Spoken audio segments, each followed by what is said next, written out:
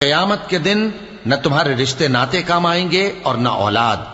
اس روز وہی تم میں فیصلہ کرے گا اور جو کچھ تم کرتے ہو اللہ اس کو دیکھتا ہے. مسلمانوں، تمہیں ابراہیم اور ان کے رفقا کی نیک سیرت کو اپنانا ضروری ہے.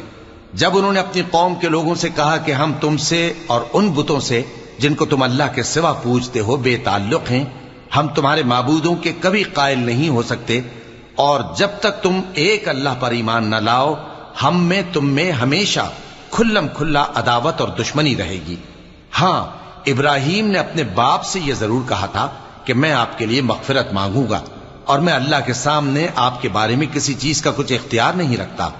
اے ہمارے پروردگار، تجھی پر ہمارا بھروسہ ہے اور تیری ہی طرف ہم رجوع کرتے ہیں اور تیرے ہی حضور میں ہمیں لوٹ کر آنا ہے. اے ہمارے پروردگار، ہم کو کافروں کے ذریعے فتنے میں نہ ڈالنا